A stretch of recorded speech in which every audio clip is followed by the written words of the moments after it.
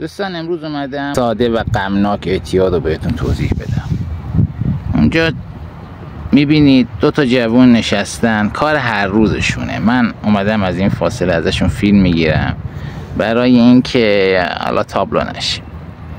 کار هر روزشونه. از یک ساعتی به بعد تو بعد از ظهر میان اینجا میشینن، مواد میکشن تا بالاخره یه تایمی که وقتشون بگذره. این جوونا یا هر جوون دیگه تو مملکت من یک شروعی داشته، یعنی بالاخره به هر وجهی اعتیادش شروع شده. من نمیدونم دقیقا اینا دارن چی مصرف میکنن، ولی گسترش اعتیاد تو کشور خیلی بالا شده، خیلی زیاد شده. افراد به موادهای خیلی متفاوتی روی آوردن و متاسفانه بخش اعظمی از این دوستان اعتیاد دارن به مواد دارویی، موادی که از داروخانه‌های همین کشور تأمین میشه. و این جوونی که باید زندگیشو بسازه، تلاش کنه برای خودش، برای زندگیش، بعد زندگیشو الان بسازه، به فکر پیری کوریش باشه، متاسفانه میشینن میکشن. متاسفانه زندگی اینا این شکلی شده. صبح که بیدار میشن خمارن، به بدبختی بیچارگی میرن یک پولی در میارن برای هزینه موادشون. ظهری بعد از ظهری میان میشینن این گوشه کنار، شروع میکنن به کشیدن، برو تا شب که باز دوباره باید به فکر پول در آوردن باشن و تمام زندگیشون تو این مسئله خلاصه شده. وقتی یه نفر معتاد میشه دوستان، قفل میشه زندگیش، یعنی قفل میشه زندگیشو، میتونه یه اتفاق خوبی رو برای خودش رقم بزنه. فقط میشینه میکشه، زندگیش هم تو سه بخش: خماری، نشگی و تایمی هم که میذاره برای تامین هزینه موادش. و این هم هر روز ادامه داره، این دور باطل، این بدبختی، این بیچارگی. شاید برای خیلیاتون اصلا مهم نباشه، واقعیتی که تو جامعه هممون رو تهدید میکنه. من خیلی تلاش کردم تو اینستاگرام بتونم به درستی تولید محتوا کنم، ولی نشد. کوچ کردم اومدم تو یوتیوب، برای اینکه اینجا آزادم، میتونم به درستی حرفمو بزنم، ویدیوهای طولانی تری بذارم.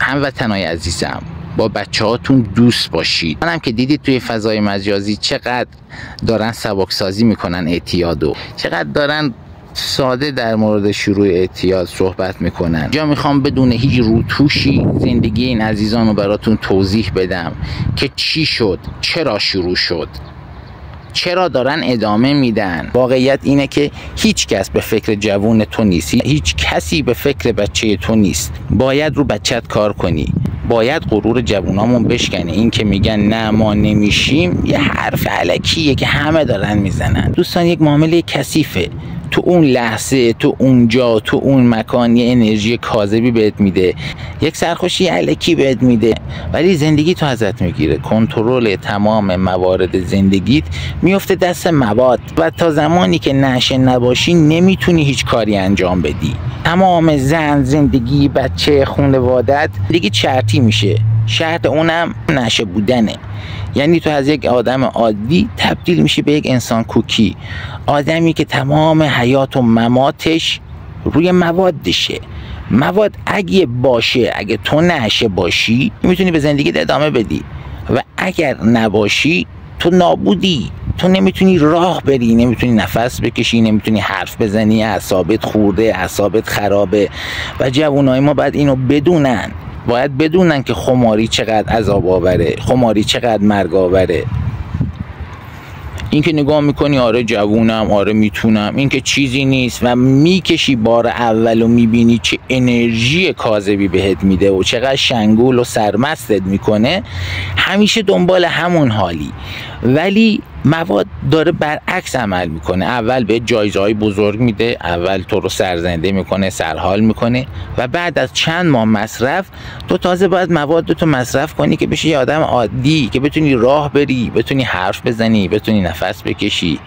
و این خماری اینقدر زور داره که خیلیا جرأت نمیکنند، مواد رو ترک کنن. بچه ها فردای همون روزه میبینید باز نشستن و میکشن. اینه دور باطل اعتیاد. یعنی توی جوون من، عزیز من، برادر من، توی خواهر من، برادر من، توی جوونی که میشینی سیگاری میکشی میگی نه هیچی نمیشه، اون هیچی نمیشه تبدیل میشی به این، به یک جوون خوشگل و خوشتیپ که ظهر به ظهر خماره، که ظهر به ظهر اگه خودشو نسازه نمیتونه زندگی کنه. از روی غرور جوابای سفت و محکمی میدید، میگید نه روی من تاثیر نداره، نه من نمیشم. میشن، همه شدن. از شما گنده تراش شدن و گیر مواد افتادن. دوستان، مواد مثل یک زن بدکار است که اول بهت یک جایزه‌های بزرگی میده که تو رو خوشحال کنه، و تنابشو انداخت دور گردنت، دیگه اونه که دستور میده، اونه که تو رو میکشونه تو این کوه، به بدبختی بیچارگی پول دریاری که فقط تبدیل بشه به یک آدم عادی. همون آدمی که الان هستی. تو الان یک آدم عادی و سالم هستی. نمیدونم کسی که این ویدیو رو داره گوش میده تا حالا مواد استفاده کرده یا نکرده. اگه مواد استفاده کردی و درگیرشی شدید، کنگره 60 بهترین راهکار رو داره. تمام افرادی که توی فضای مجازی تبلیغ میکنن ترک بی‌درد و خماری و این داستانا، همه دروغه. اونا یه عده کثافتن که میخوان کلاتو بردارن. این راهشه. وگرنه اگه اول راهی از تمام دوستای مصرف کنندت فاصله بگیر. مواد تو رو بزرگ نمیکنه، مواد به تو قدرت نمیده، مواد پدرتو در میاره، مواد کمرتو میشکنه. اینه. ببین، من دو روز مختلف اومدم از این عزیزان فیلم میگیرم، اومدم بالاتر از اینا واسطم یه گوشه ای ازشون فیلم میگیرم که ببینی آخر عاقبت تو هم همینه. اینا هنوز خوبن ها، اینا این چیزی که من دیدم دارن تریاک مصرف میکنن، اینا هنوز پله اولن، ولی همین تریاک هم کمر اینا رو شکسته. مطمئنم دارن به بدبختی بیچارگی هزینه موادشون رو تأمین میکنند. دوباره بهت میگم، کشیدن مواد یک سری خوبیایی داره، تو لحظه شنگولت میکنه، ولی اون شنگولی لحظه‌ای باعث میشه که تا آخر اون بدبخت بیچاره بشی. تو زمانی که معتاد بشی فقط مواد میکشی که بتونی راه بری. این یک واقعیت. مصرف کننده ها اگه مواد نباشه نمیتونن زندگی کنن، نمیتونن راه برن، و خماری یک عذاب وحشتناک و مرگاوره که حتی نمیتونی بهش فکرشو بکنی. تو نمیتونی به این فکر کنی که صبح از خواب بیدار شدی پاهات درد میکنه، دستات درد میکنه، کسلی، بیحالی، نمیتونی راه بری، و تا زمانی که موادتو نزنی این حال گند رفع و رجوع نمیشه. از خانواده هم میخوام خیلی محکم باشن تو این قضیه، با بچه هاشون دوست باشن، توضیح بدن.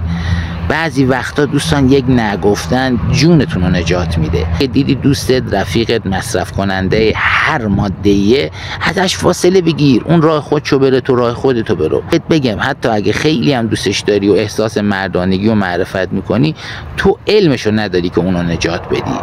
اون باید بره کنگره 60. و صحبت آخرم با خانواده هاییه که بچه هاشون درگیر موادن. عزیزان، یه مسئله که اتفاق افتاده، 2 تا کارو انجام ندید. اولا اونا رو به کمپ‌ها نفرستید. متاسفانه توی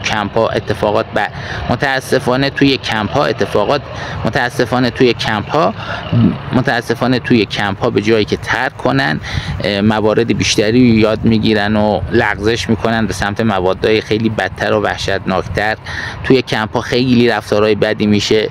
سعی میکنم یه ویدیوی کامل در مورد کمپ و رفتاری که کمپدارا با مصرف کننده ها انجام میدن براتون توضیح بدم. عزیزان، کانال رو به دوستانتون معرفی کنید. من سعی میکنم تو این کانال به صورت کامل اعتیاد به موادهای مختلف رو توضیح بدم. ممنون که هستید. زنده باد عقلانیت، زنده باد تفکر، زنده باد تریاک کمپانی.